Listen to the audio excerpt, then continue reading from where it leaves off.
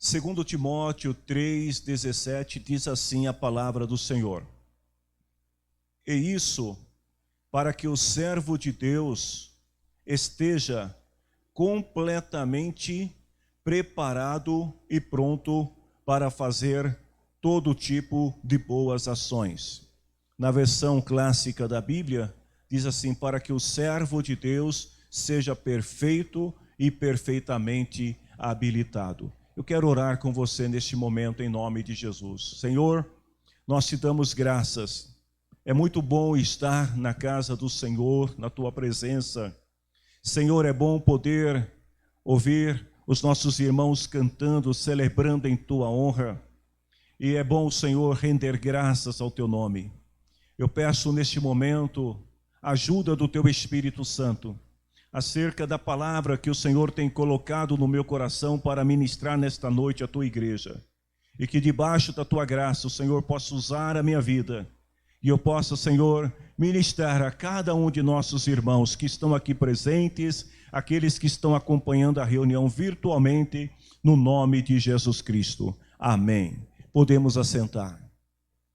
Meus queridos irmãos, todo crente em Jesus sabe que a vontade de Deus é nos preparar para que nós estejamos sempre prontos. A vontade de Deus é tornar cada um de nós segundo a imagem de Jesus Cristo. E o caminho para a preparação, para que nós possamos verdadeiramente estar prontos diante do Senhor, é a palavra de Deus. Não existe outro caminho, não tem outra forma de nós descobrirmos a vontade de Deus e conhecer os seus planos para nós que não seja através da sua palavra. E a palavra de Deus, ela nos mostra também que Deus, Ele está sempre nos treinando, nos ensinando, capacitando, tanto nos momentos bons, quando nós estamos sorrindo, como diz o outro, estamos nadando de braçadas, estamos felizes com as coisas que conquistamos, como também nos momentos das adversidades, quando as lutas se intensificam. A verdade é que, independente do momento, Deus está sempre nos moldando, porque esse é o propósito dele, nos tornar pessoas melhores, como diz Paulo, segundo a imagem de Cristo. Por isso que Paulo fala lá em 2 Coríntios 3,18, que a glória de Deus, ela vai nos transformando de glória em glória. Cada superação, cada batalha que você vence na sua vida, cada conquista que você alcança no plano espiritual, é Deus transformando a sua vida de glória em glória, segundo a imagem de Cristo. Vamos ver, por exemplo, na Bíblia, um exemplo lá do Antigo Testamento. Quando Deus tira o povo de Israel do Egito, a Bíblia fala que Deus conduziu o povo pelo caminho mais longo e mais difícil. Ao invés de Deus mandar, ou enviar o povo pelo caminho fácil, pelo caminho curto, Deus colocou o povo no caminho mais difícil. E por que Deus fez isso? Porque Deus queria preparar aquele povo para torná-los uma nação forte e poderosa.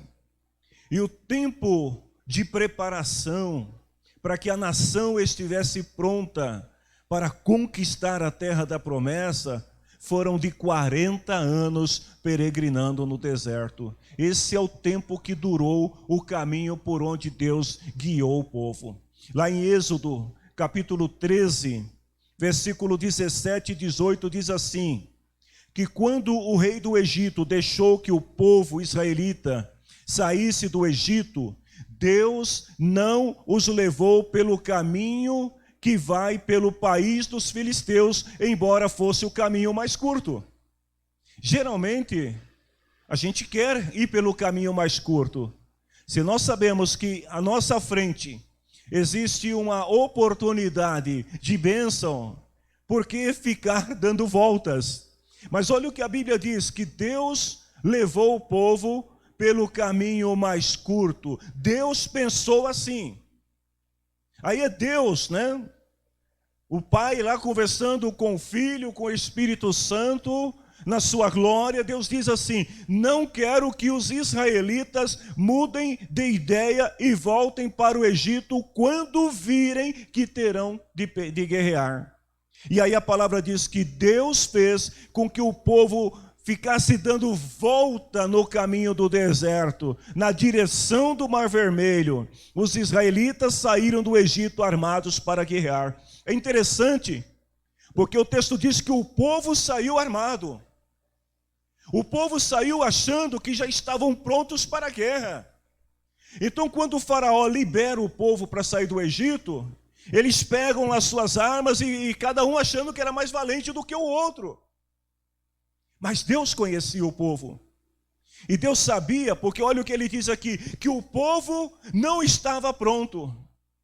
Então, para que o povo não mudasse de ideia quando se deparasse com os inimigos, Deus optou por levá-los pelo caminho mais longo. Sabe o que eu aprendo aqui, queridos irmãos?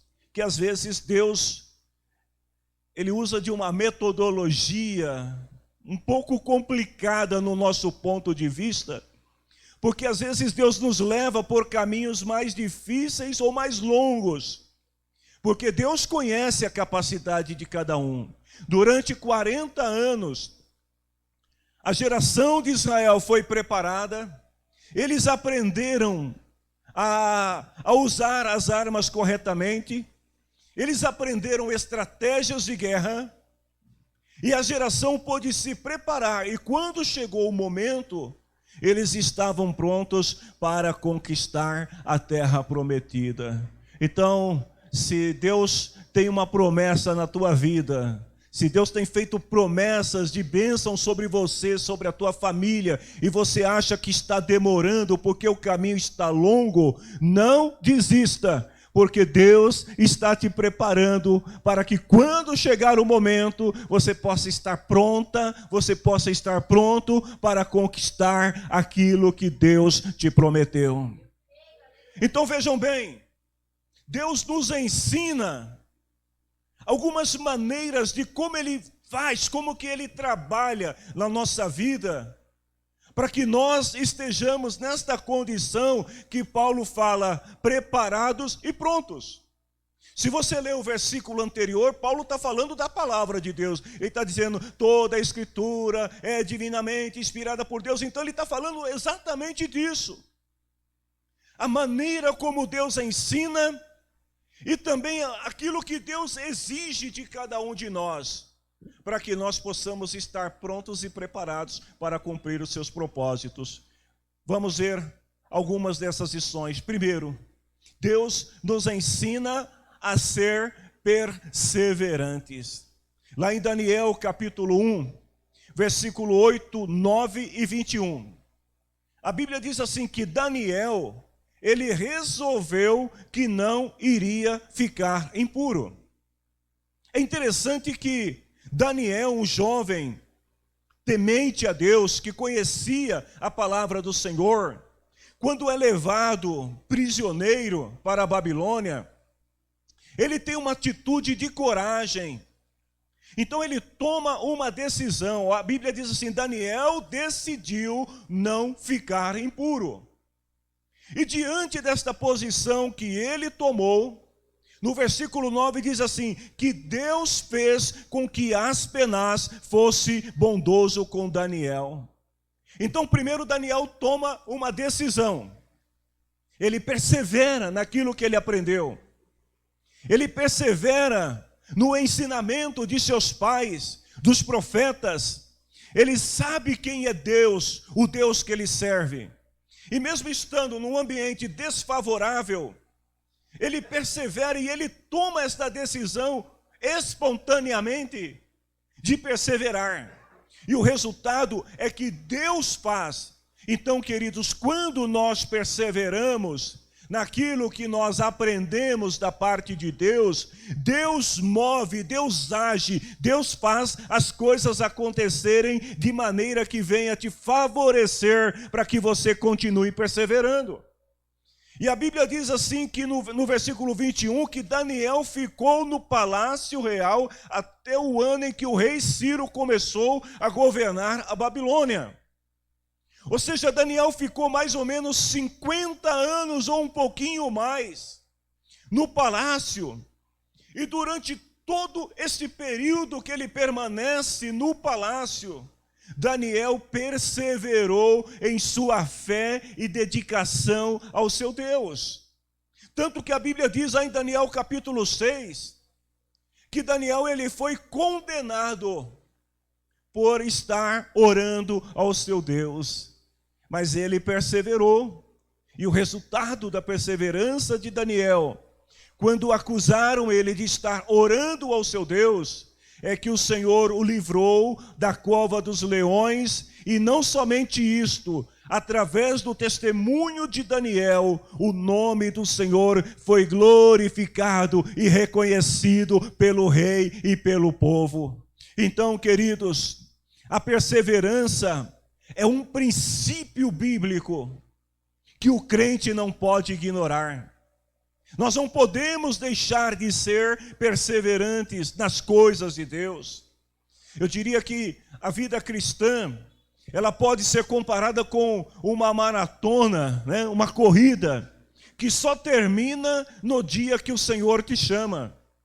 Ou seja, tem muita gente que imagina a vida cristã como se fosse uma maratona de curto alcance, ou uma maratona, sei lá, de 50 metros, de 100 metros. Então a pessoa aceita Jesus e ela vem com todo aquele entusiasmo, com toda aquela empolgação, e ela pensa consigo, 1 ano de oração, pronto, já é o suficiente, já garanti o meu passaporte para o céu. Aí o outro diz assim, não, vou ficar mais 1 ano lendo a Bíblia, e aí eu já vou saber tudo sobre Deus. E o outro diz, não, eu vou, durante 3 anos, eu vou ser fiel à minha congregação, eu vou ser fiel ao testemunho cristão, eu vou procurar fazer tudo certinho e depois está garantido. Não é assim que funciona. Você tem que perseverar até o fim. A partir do momento que você aceitou a Jesus, você entrou nesta corrida. E ela só vai terminar no dia em que o Senhor te chamar para você entrar nas mansões celestiais. Por isso que Paulo, lá em Gálatas capítulo 6, versículo 9, ele fala assim, irmãos, não nos cansemos de fazer o bem. Se não desanimarmos, olha só, não cansemos. E é interessante que nessa maratona não existe lugar para canseira. Porque de vez em quando, né, se a gente for comparar com a nossa vida natural, a gente cansa, é assim ou não é? Tem irmãos que cansam para subir a escada da igreja. Então o irmão vem todo empolgado para o culto, quando ele olha para a escada, aí cansa, não é assim? Mas na vida espiritual é diferente. Não há lugar para se cansar. Paulo está dizendo assim, irmãos, não nos cansemos. Porque se nós não desanimarmos, vai chegar o tempo em que faremos a colheita. Vai chegar o momento em que você vai cruzar a linha da chegada e vai receber das mãos do Senhor a justa recompensa. Outra lição importante que nós aprendemos para ser um crente preparado e pronto é que Deus quer que a gente seja fiel. A fidelidade também não pode faltar na vida do crente. Eu estava lendo uma passagem num artigo, onde o escritor dizia o seguinte, que Deus não pode edificar a igreja de Cristo sem homens e mulheres fiéis. Se não houver fidelidade na igreja, não tem como Deus agir, como Deus trabalhar, como Deus se manifestar, revelar-se para a igreja. Então Deus quer que a gente seja fiel. Mas não só fiel nas grandes coisas, fiel também nas pequenas coisas. Lá em Lucas 16:10 diz assim, que quem é fiel no pouco, Deus coloca sobre muito. Outra coisa importante sobre a fidelidade é que ser fiel não significa ser perfeito, sem pecado. Você ser um crente fiel a Deus, não quer dizer que você vai ser um crente sem pecado. Vamos pegar um exemplo de Davi. Davi era um homem segundo o coração de Deus. Aliás, nessa mensagem eu vou falar muito sobre Davi. Davi era um homem segundo o coração de Deus. A Bíblia diz que Davi cumpriu os planos de Deus no seu tempo. Tudo aquilo que Deus planejou fazer através de Davi, Deus fez. Porque Davi era fiel. Deus podia contar com Davi. Deus sabia que Davi era aquela pessoa que o Senhor chamou, Davi estava ali pronto. Mas isso não impediu Davi de cometer pecado. Então o que nós aprendemos com isso? Que a fidelidade, ela não vai te imunizar contra o pecado, mas a fidelidade vai te colocar no caminho da intimidade com Deus e fará com que você conheça melhor a vontade de Deus para a sua vida, para que você possa ser como Davi, que quando peca, reconhece diante do Senhor o seu pecado e continua servindo ao Senhor até os seus últimos dias. Uma terceira lição que a gente aprende é que Deus também quer que a gente tenha compromisso. Deus quer que cada um de nós esteja disposto a pagar o preço que o ser discípulo de Jesus exige. Lá em Lucas capítulo 9, versículos 57 e 58. Jesus estava pregando para a multidão e aí um homem se aproximou diante de Jesus, ali no meio da multidão. E a Bíblia diz que ele chegou já falando alto. Sabe aquelas pessoas que quando você está numa reunião ali de amigos, conversando, e a pessoa já chega falando alto e chama a atenção de todo mundo? Foi exatamente isso que aconteceu. O homem chegou falando alto e falou assim para Jesus: Mestre, eu estou disposto a te seguir aonde quer que você for. Todo mundo ficou olharam para Jesus, para ver o que Jesus ia dizer. E olha só quais foram as palavras de Jesus para aquele homem. A Bíblia não diz se Jesus falou alto como ele ou não, mas eu imagino que Jesus tenha falado numa altura que todo mundo pôde ouvir. Jesus falou assim para ele: escute bem, as raposas têm as suas covas, os pássaros os seus ninhos, mas o filho do homem aqui não tem onde descansar. Ou, em outra versão diz, não tem onde inclinar a sua cabeça. O autor sagrado não diz o que rolou depois disso. Mas você não vai encontrar em nenhum outro versículo da Bíblia falando que esse homem continuou seguindo a Jesus. Sabe por quê, queridos? Porque quando esse homem olha para Jesus, na verdade ele estava mais interessado na posição de Jesus. E quando Jesus fala para ele: olha, você pode vir, mas já vou te adiantando que o negócio aqui é estreito, o caminho é apertado. Você quer vir? Pode vir, mas você não vai ter casa para dormir, você não vai ter hora para comer nem para beber. Você está disposto? Jesus ainda vira para alguns e pergunta: você quer vir? Aí um fala: olha, Senhor, eu estava até pensando, mas depois disso que você falou, eu lembrei que eu tenho um casamento. O outro disse assim para Jesus: olha, eu lembrei que eu esqueci meus bois, eu tenho que ir lá cuidar dos boizinhos. E nenhum deles quiseram seguir a Jesus. Nós precisamos entender, queridos, que para servir ao Senhor, estar preparado e pronto, nós precisamos estar comprometidos com a vontade de Deus e a sua palavra. Em quarto lugar, Deus também nos ensina sobre a importância da responsabilidade. Eu vou falar para vocês de um personagem na Bíblia que todos nós conhecemos a sua história, que é o rei Saul. Saul foi um sujeito irresponsável em relação à vontade de Deus. Se você abrir a tua Bíblia aí em 1 Samuel capítulo 15, você vai ver que Deus tinha dado uma ordem para Saul, que ele deveria eliminar todos os amalequitas da face da terra. Deus ordenou para ele: você tem que acabar com o povo. Mas a verdade é que Saul, ele preferiu seguir o seu plano do que o plano de Deus. E ele age irresponsavelmente. Ele não mata o rei dos amalequitas. Ele reserva uma parte dos animais e das riquezas dos amalequitas. E sabe o que acontece por causa desse ato de Saul? Durante mais de 300 anos depois da morte de Saul, os amalequitas continuaram perturbando o povo de Israel. A atitude irresponsável de um homem trouxe danos a muitas gerações depois dele. E aí eu fico pensando qual seria o final da história se Saul tivesse obedecido a Deus. Então vejam que na história de Saul, a gente vai aprender algumas coisas importantes que Deus nos ensina sobre responsabilidade. Coisas que muitas vezes acabam nos impedindo de agir responsavelmente em relação a Deus, a sua palavra e a sua vontade. Vamos ver alguns exemplos de Saul. Primeiro, medo das pessoas. Por que Saul foi irresponsável? 1 Samuel 15, 24, fiquei com medo do povo. Saul queria ser o cara popular. Ele queria ser o cara que estava de bem com todo mundo. Então ele fica com medo do povo.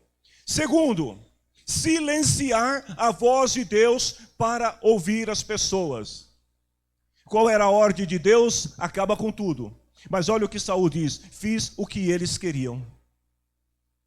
Ele deixa de ouvir a voz de Deus e ele prefere seguir o conselho de pessoas que disseram para ele: você não vai fazer isso, você não vai acabar com essas vaquinhas tão gordas, sendo que a gente pode fazer um churrasco com elas, né? E Saul prefere ouvir o povo. Terceiro, o egoísmo de querer se mostrar soberano numa situação. Saul foi irresponsável, porque Deus disse para ele: tem que exterminar todo mundo. E o que ele fez? Ele pegou o rei Agag e não o matou. Sabe por quê? Naquela época, era muito comum quando um rei invadia uma outra nação, ele então pegava o rei daquela nação e trazia ele como prisioneiro para humilhar ele diante do seu povo e mostrar a sua grandeza. Então Saul, ele deixa aqui de lado a vontade de Deus e ele age com egoísmo. Ele quer mostrar para todo mundo. Ele provavelmente colocou uma corrente no pescoço do rei Agag e trouxe ele e falou: pessoal, está aí o triunfo, nós vencemos. Mas não era isso que Deus queria dele. Outra coisa, achar que Deus tem que aceitar o nosso jeito de fazer as coisas. Porque quando Samuel vai falar com Saul, qual é a resposta de Saul para Samuel? Eu obedeci a Deus. Eu só fiz do meu jeito. Então ele age com irresponsabilidade, porque ele não está comprometido com o que Deus pediu para ele fazer. E ele ainda acha que Deus deveria aceitar o seu jeito. E ele também, nós aprendemos que oferecer sacrifícios impróprios, achando que vai agradar a Deus, é puro engano. Porque o que Saul fez? 1 Samuel 15, 15. Ele ofereceu ovelhas e gados amaldiçoados ao Senhor. E mais ainda, fez isso no lugar do sacerdote. Então, queridos, por causa dessa falta de responsabilidade de Saul, a Bíblia diz que o Espírito de Deus se afastou dele. E um espírito maligno passou a atormentar Saul todos os dias da sua vida a partir daquele momento. Sabe o que eu vejo nesta palavra? Tem muita gente sendo atormentado por problemas mal resolvidos no passado. Tem muita gente que está igual Saul. Tentou fazer do seu jeito, não deu certo, e agora tem que conviver com a sombra do passado. Tem que conviver com problemas que não foram resolvidos no passado. Mas, querido, se houver alguém entre nós, eu acredito que não, mas se houver, fique tranquilo, eu tenho uma boa notícia para você. Você não está mais na época da lei, você está na época da graça, e Jesus Cristo, Ele garante perdão, Ele garante vitória para você, e Ele apaga o teu passado. Mas olha, vamos voltar para a história de Saul, para nós entender o que acontece quando alguém age com falta de responsabilidade. O passado amalequita, esse é o nome que eu dou para o que aconteceu com Saul. O passado amalequita o atormentou até a sua morte. Quando Saul foi à guerra contra os filisteus, ele estava lá no campo de batalha e de repente ele foi ferido. Vocês sabem quem foi que deu o último golpe, o golpe fatal em Saul, que matou Saul? Uma amalequita. Olha só, se ele tivesse matado, extinguido os amalequitas na hora que Deus falou, ele não teria sido morto na guerra por um amalequita. Então, às vezes, Deus ele tem um plano, Ele tem uma forma de trabalhar na nossa vida, Ele quer agir. E a gente precisa estar disposto a obedecer, ser responsáveis em relação àquilo que Deus quer, porque o plano de Deus é o melhor para a nossa vida. Saul achou que estava fazendo certo, e ele acabou pagando com a sua própria vida quando estava no campo de batalha. Quando lá em 2 Samuel capítulo 1, versículo 1 até o 16, quando o amalequita, ele não só matou Saul, mas o sujeito ainda, olha só, o desaforo dos amalequitas. Ele saiu do campo de batalha e ele foi falar para quem? Para Davi. Ele chegou para Davi, foi correndo, chegou lá e falou: rei, eu tenho uma boa notícia, o povo de Israel sucumbiu diante dos inimigos, eles morreram. E Davi perguntou: e Saul e Jonathan? Morreu todo mundo. E tem mais aí, eu matei Saul. Davi olhou para ele e perguntou: moço, de onde você é? E ele falou: sou amalequita. Na mesma hora, Saul mandou cortar a cabeça dele. Aliás, Davi mandou cortar a cabeça dele. Mata ele. Queridos, tem muito amaleque assombrando pessoas, porque não souberam agir com responsabilidade e não extinguiram os amaleques de sua vida. Nós queremos estar preparados e prontos. Então olha a outra lição que Deus nos ensina. Deus quer que a gente tenha determinação. O que é ter determinação? É a gente se mostrar firme, seguro em relação às coisas que Deus exige de cada um de nós. Lá em Provérbios 22, 13, diz assim que o preguiçoso fica em casa e diz: se eu sair, o leão me pega. As pessoas que são determinadas, elas não perdem o seu foco. Paulo diz lá em Filipenses capítulo 3, versículo 13, uma coisa eu faço. O que é que Paulo faz? Ele diz assim: o que passou ficou para trás, eu corro direto para a linha da chegada, a fim de conseguir o prêmio da vitória. Em sexto lugar, Deus nos ensina também sobre lealdade. Deus quer que a gente seja leal, não leal apenas para com as coisas de Deus, mas que nós sejamos leais uns com os outros. Lá no livro de Esther, capítulo 2, versículo 21 até o 23, a gente tem a história de um homem chamado Mordecai. Quem era Mordecai? Tio da rainha Esther. E um dia ele estava cuidando ali do jardim do palácio, estava por ali dando umas voltas, e de repente ele ouve alguns soldados conspirando contra o rei. Sabe o que Mordecai faz? Em outras versões, Mardoqueu, irmãos.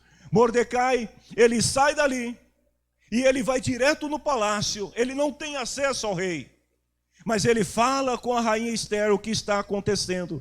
A rainha fala com o rei, e por causa dessa atitude dele, da lealdade dele para com o rei e com a rainha, o rei não foi morto. Então o rei, ele chama o escriba e pede para escrever nas crônicas reais a história da lealdade de Mordecai. Muito tempo passou e surge no cenário um homem chamado Amã. Amã odiava os judeus, ele queria matar os judeus. E ele conseguiu enganar o rei, e o rei assinou um edito que permitia, num determinado dia, que os judeus fossem caçados e mortos. Mas aí o Espírito de Deus começa a agir, é Deus trabalhando na vida do rei. E o rei, ele pede para ler as crônicas reais.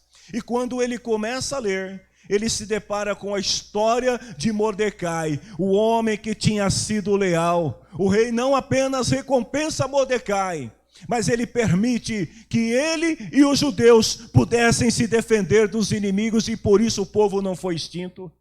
Queridos, quando você é leal nas coisas que você faz, não importa se elas são grandes ou se são pequenas, fique sabendo que tudo aquilo que você faz corretamente, com justiça, com lealdade, está descrito diante de Deus. E Deus olha para a tua fidelidade, Deus olha para a tua lealdade, e no tempo certo, quando houver necessidade, Deus vai se manifestar e vai te ajudar em qualquer situação. Eu quero perguntar aqui nesta noite aos irmãos, até que ponto nós podemos nos declarar leais a Deus e a sua palavra? Vejam que a lealdade a Deus, alguém vai dizer assim, mas eu sou leal a Deus, eu ajo com lealdade aos olhos de Deus. Mas deixa eu te perguntar uma coisa, tem como você provar isso para as pessoas? Se tem, como é que você pode fazer isso? Primeiro, demonstrando lealdade com os seus irmãos, sendo leal com a pessoa que está do teu lado, sendo leal com a tua igreja, sendo leal uns com os outros. Em sétimo lugar, Deus nos ensina também que nós precisamos ser um povo disciplinado. Eu sei que a palavra disciplina, em nosso tempo, tem sido uma palavra rejeitada, ignorada por muitos. Nós vivemos uma sociedade que não gosta muito de disciplina. Mas, queridos, olha o que Jesus disse, o seu reino não é deste mundo. Nós somos cidadãos do céu. Então nós devemos agir, nós devemos viver de acordo com os princípios estabelecidos por Deus. Billy Graham disse uma certa feita que a disciplina é a chave para uma vida cristã vitoriosa. Eu busquei uma definição sobre disciplina no dicionário, e diz o seguinte, que disciplina é você fazer o que sabe fazer, que deve fazer, esteja disposto ou não. Disciplina é o seguinte, você é funcionário de uma empresa, e esta empresa depende do teu serviço. E aí, numa determinada manhã, você não dormiu bem à noite. Sei lá, ficou assistindo um jogo, um filme, fazendo qualquer coisa, você não dormiu. Chegou a hora de trabalhar. Aí você olha para o relógio e fala assim, não, os outros que se virem. É assim que a gente faz? Não, por que não? Se a gente fizer isso, o que acontece? O patrão vai dar cartão vermelho para você. Então o que a gente faz? A gente está cansado, está com sono, se levanta, tem alguns que joga primeiro um pé, não é isso? Faz assim, levanta o pé e põe lá, depois põe o outro, não posso sair fora da câmera. E aí vai levantando, vai se arrastando igual uma cobra até o banheiro, né? Estica a mão, pega a escova, ou se vai tomar banho, vai se arrastando até o box, estica a mão, liga o negócio lá e toma banho deitado, até acordar, mas vai. E por que vai? Porque a disciplina do trabalho exige a sua presença. Agora vamos falar de reino. Nós precisamos ser disciplinados com as coisas de Deus. Nós que somos líderes, nós que participamos dos ministérios, nós que temos compromisso com a obra de Deus. Lá em 2 Timóteo, capítulo 2, versículo 4 e 7, Paulo, ele compara o crente com o soldado que está em serviço. E ele fala assim que o soldado em serviço, ele quer agradar o seu comandante. O crente que está servindo ao Senhor, ele quer agradar a Deus. Ele quer fazer o melhor para o Senhor. E aí Paulo fala assim, que o soldado, ele não se envolve em negócios da vida civil. Ele não para ficar olhando para os lados, conversando com os amigos. Olha, gente, eu não tenho passado na frente de quartel, mas então eu vou falar da minha época. Você não via um soldado, né, num posto, lá com um celular na mão, passando mensagem de WhatsApp para os amigos na hora do trabalho. Por quê? Ele fica com o quê? Com a arma na mão, sempre pronto ali para qualquer situação. Paulo está dizendo que o crente é como um soldado que quer agradar o seu comandante, que não para, não se envolve com coisas da vida. E aí ele fala assim, pense no que estou dizendo. Em 8º lugar, Deus quer que a gente tenha paciência. Deixa eu fazer uma pergunta para vocês aqui. Quem é bom de Bíblia aqui? Quem lê a Bíblia aqui? Deixa eu ver, tem alguém que lê a Bíblia aqui? Gente, misericórdia. Quando a gente fala de paciência, qual é o primeiro versículo na Bíblia que vem na tua mente? Como? Salmo 40.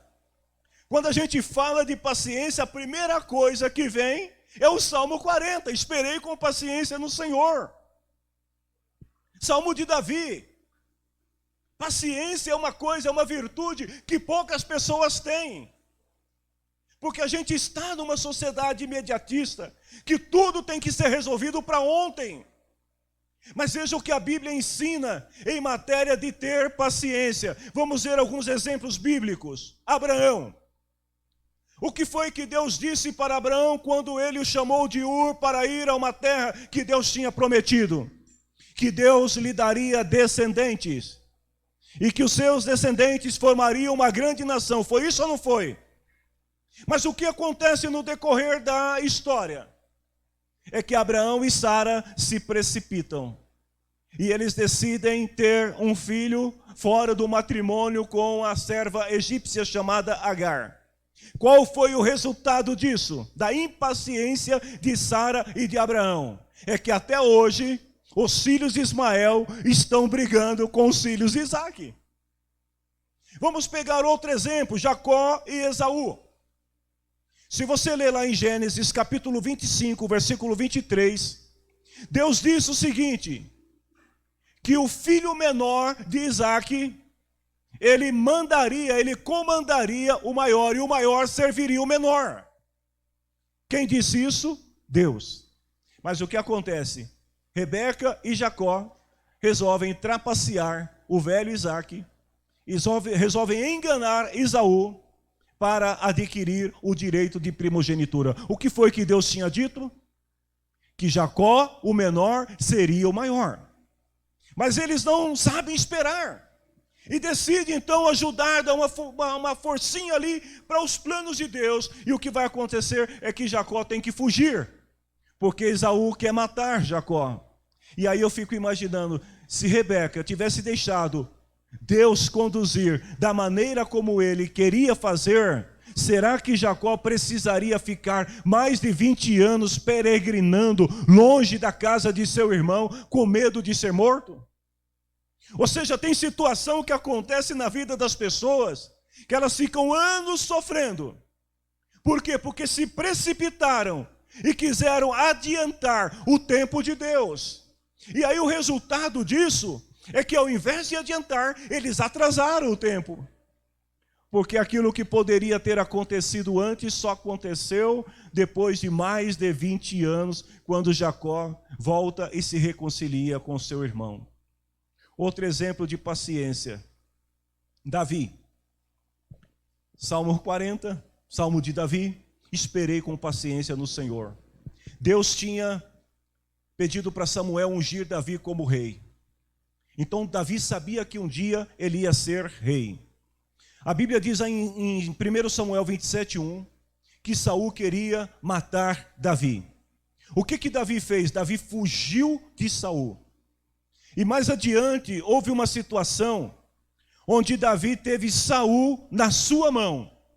Ele poderia ter matado Saul e se tornado rei. Por que Davi não fez isso? porque ele aprendeu a esperar com paciência do Senhor. Meus queridos irmãos, tenham paciência. Em último lugar, Deus, Ele quer que nós sejamos íntegros. Se nós queremos estar preparados e prontos, nós precisamos também ter em nossa vida esse princípio da integridade. O que significa integridade? Perfeição, simplicidade e justiça. O que é uma pessoa íntegra? É uma pessoa transparente com quem você pode contar. Vamos pegar um exemplo de pessoa íntegra na Bíblia.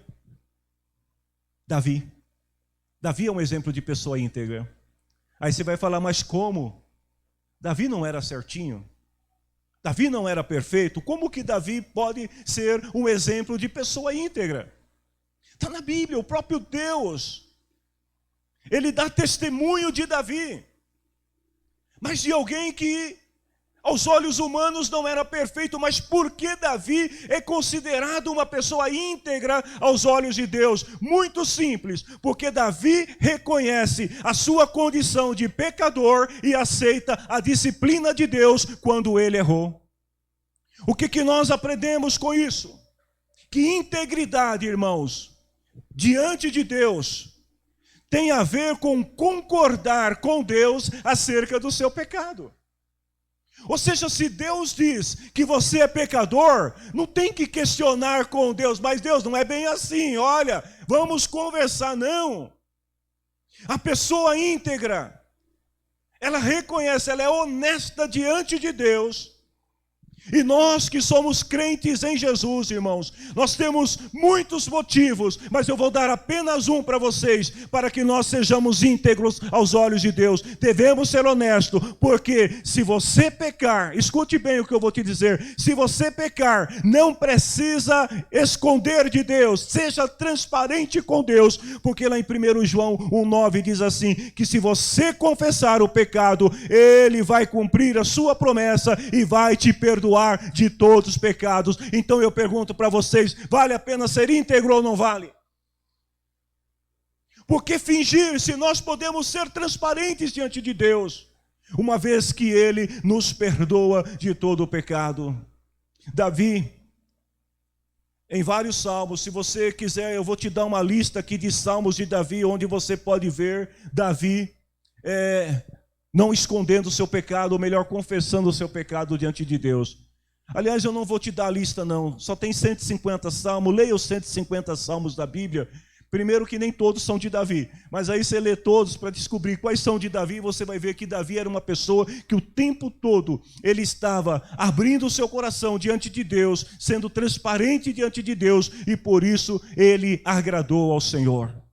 Eu quero pedir ao coral de jovens para ir se posicionando aqui à frente. Outra coisa que nós vemos é que Davi era um homem que ressaltava o que ele era na perspectiva de Deus. E qual era a perspectiva de Deus? Salmo 51, versículo 6. Olha o que o salmista diz: o que o Senhor quer é um coração sincero. Então, Senhor, enche o meu coração com a tua sabedoria. É isso que Deus quer de cada um de nós. Vamos nos colocar em pé, queridos. A falta de integridade tem levado muitas pessoas a se afastar de Deus. A falta de integridade tem levado muitas pessoas a cair na imoralidade e se perder. A falta de integridade tem causado muito prejuízo na vida espiritual de muitas pessoas. Mas quando nós somos íntegros diante de Deus e reconhecemos quem nós somos na perspectiva de Deus, e na perspectiva de Deus, todos pecaram, todos foram destituídos da glória de Deus. Na perspectiva de Deus, todos têm a chance de se reconciliar com Ele através de Jesus Cristo. Então, se nós formos íntegros aos olhos de Deus, nós seremos capazes de superar qualquer adversidade, qualquer fraqueza. Eu quero terminar esta palavra lendo a declaração de Paulo em Efésios 2, 4 e 5, que diz assim: a misericórdia de Deus é muito grande. O seu amor por nós é grande, é muito grande.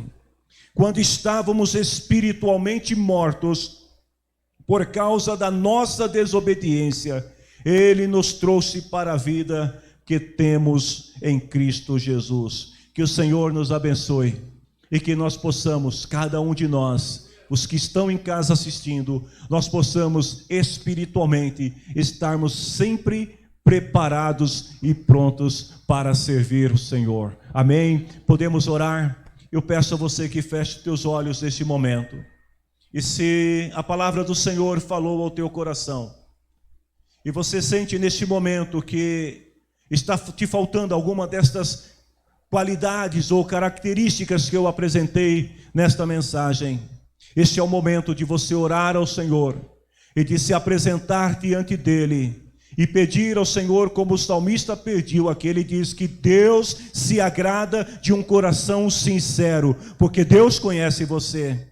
E ele diz: Senhor, enche o meu coração de sabedoria, que o Senhor derrame sobre nós uma unção de sabedoria que nos leve à compreensão da sua boa, perfeita e agradável vontade.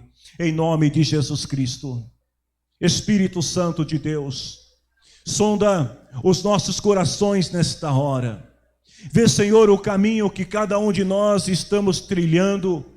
E se houver, Senhor, alguma coisa neste caminho que esteja nos impedindo de viver os teus propósitos e de estarmos como a tua palavra ensina, Senhor, preparados e prontos para todo tipo de boa ação, que o teu Espírito Santo venha nos ajudar, que a tua palavra, Senhor, venha nos iluminar, venha nos mostrar, Senhor, a tua vontade, para que nós possamos caminhar sempre com segurança na tua presença, até o dia em que o Senhor nos chamar. Se você recebe esta palavra da parte de Deus, glorifique ao nome do Senhor e tomem assento.